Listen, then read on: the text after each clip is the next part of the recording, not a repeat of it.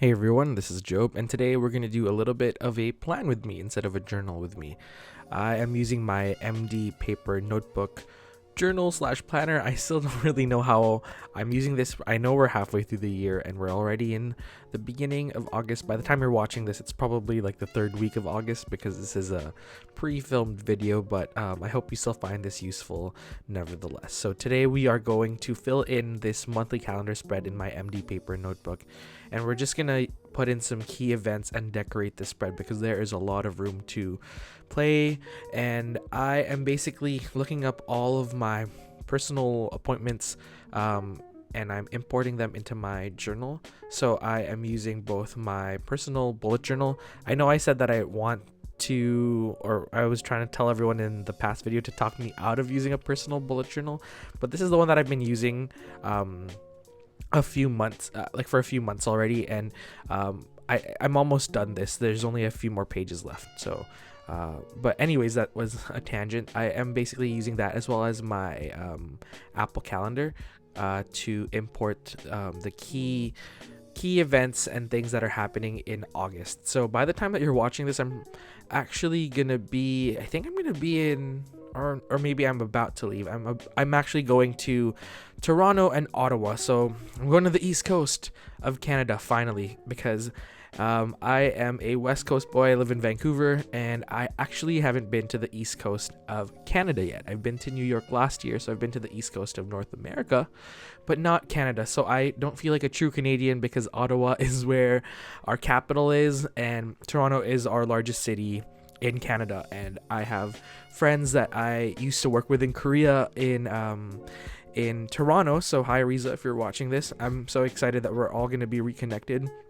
It's so exciting. I've been wanting to go to Toronto for years, and it's finally happening. The reason I'm going is actually I'm going to Ottawa first to help a friend move, and then I'm going to Toronto after to have a little bit of a personal trip. So it's gonna be nice. I haven't done solo traveling in a really long time, and I am looking forward to it because that's one thing about me. I love solo traveling. So as you can see, the theme for this monthly spread is green and yellow, and I want to do some sort of summery fruit or slash food items. So I chose lemons, so I'm gonna draw lemon branches, and that's why I'm using yellow and green. So I have this green gradient washi, which turns from a bright green to like a muted yellow, and I use that tape to mark off the days that I'm in the East Coast. So from the 21st to the 28th, I'm in Toronto. If you're in the Toronto area, shout out to you. And then on the 31st, I leave for a weekend trip with my friends. There's 11 of us. We're all going to, is it 11 or 9? Anyways, we're all going to Nanaimo. So that's the upper part. Well, it's on Vancouver Island, but it's northern part of that's a lie. It's not really northern BC, but it is way up north than Vancouver. Let's just say that. So it's just like a small weekend trip because it's the long weekend. That weekend, it's Labor Day in BC and in Canada, so that's gonna be fun. But now I'm actually drawing the lemon branches, and I am only sticking to markers or mild liners. I wanted to not use any watercolor on this spread because I didn't want it to buckle. That's the one thing about the Midori paper, is that it can take watercolor paper, but it will buckle, and I don't really want this spread to buckle because the pages are already quite thin and they ghost. So coupled with more buckling, I think it's just gonna be not a good look. It's fine in my journals because I am not fussy about that in my journals, like in my traveler's notebook journals, because I do a lot of collaging and layering, and you never really see the ghosting. But I thought I would err on the side of caution and just use these markers. And honestly, I bought that pack of, I think it's 15, and I haven't been putting most of them to use because I literally only use like a few colors. I use the gray one, the brown one, and this orangey yellow mustard one, because those are my favorite colors. But yeah, I'm trying to use all the other colors in that 15 set pack. part of me wants to collect all of the mild liners. I know there's like Japan exclusive ones, and there's other packs that don't come in that like 15 marker starter pack. But I've been really toying with the idea of getting more markers because I've been enjoying them, and it's so much faster to work with than watercolor, and there's less possibility of smudging. But I'm still loyal to my watercolors. I just like the idea of using markers. One fun fact is that I actually started using markers when I was starting to get into a creative mindset. So back in 2014, I just had my Midori Traveler's Notebook, and I used to excessively buy Copic markers, and I still have a huge stash of them, but I don't know what to use them for because they bleed through everything. But they're really high quality artist grade markers, and I kind of want to use them again. I just don't know in what capacity. So if you have any ideas as to what type of paper can handle Copic markers, let me know, because they always bleed through, not just Ghost, but they will bleed through paper because they are alcohol markers. And I know those are meant for illustrators, and usually no one uses the backs of papers in terms of their illustrations, but I'm more of a notebook guy, even sketchbooks that'll bleed through, so let me know if you have any suggestions. But now I'm just adding these separate leaves to the lemon branches, and I ended up going back with my Pigma Micron in the 01 nib size or pen tip, because I wanted to actually not put any outlines. I just wanted it to be like simple, but you couldn't tell that those were lemons. It just looked like yellow leaves, so I had to add like these reflections and add like little pen details to make it more recognizable that it's a lemon on that branch and not just like a yellowing leaf, which is kind of would be cool too. I mean, like August is a transition month since September is the start of fall, but oh no, it doesn't, it's October, sorry.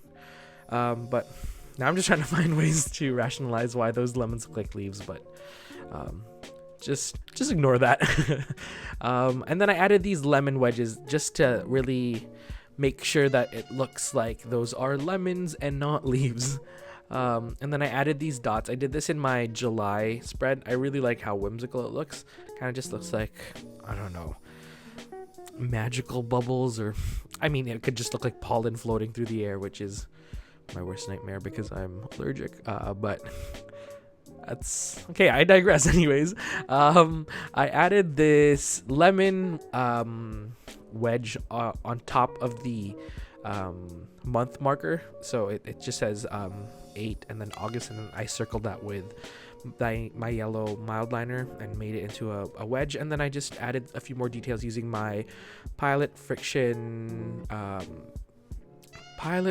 Slim in the 0.38 nib. And a lot of you commented in the last or 2 videos ago about how you use that pen also, and it's actually pretty amazing. I thought that the lighter gray color instead of the pure black would annoy me, but it's actually great. It just looks a lot more mild to the eyes. It's not as striking as a regular black marker, but I'm totally fine with that. And I like how you can erase. It's just so handy. I mean, I love that pens, I just like using pens in general instead of pencils, but when it's in a planner and things change all the time. It's inevitable, but it's so nice that you can actually just erase it instead of using whiteout or just crossing it out. And I'm not a big whiteout user. I just like crossing things out, but yeah, it's so much nicer to erase things and make it look crisp and clean. I mean, I'm not one to always want a super clean and tidy journal, but sometimes when it's a spread like this and it looks kind of more, I don't know, like neat, it does pay off to have a erasable marker or pen. I just added some yellow and green grid washi tapes, added some more yellow dots, and then I thought that this weird stain on my washi tape was weird. It's because it's from a washi tape sample that I carried in my Midori, which has a black leather pocket insert, kind of rubbed off on the washi tape, so I use a green Canada postage stamp that I took from my vintage postage stamp collection and just glued it on. But that's it. I'm just looking through my personal bullet journal to see if I missed any dates, and I didn't. So this is the completed spread. It is very bright, very happy, a complete departure to my previous video with the black and white pandas, but as you can tell, this is like the last part of summer, and I might as well just enjoy it, and the sun's out, might as well make my August spread nice and cheery. I hope you got some ideas from this. I know that you can probably use these ideas if you are creating a monthly spread for your bullet journal. A lemon branch theme is super easy to do, and it doesn't require a lot of time, especially if you're using markers. So I hope you get some cool bullet journaling ideas, or if not, if you're just decorating your monthly spread in your traveler's notebook, I hope you find cool ideas from this video as well. Thank you so much for watching, and I think the next video I'll be in Toronto, so it'll be pre-filmed, but anyways, I will see you all next time. Have a great day and great week. Bye everyone.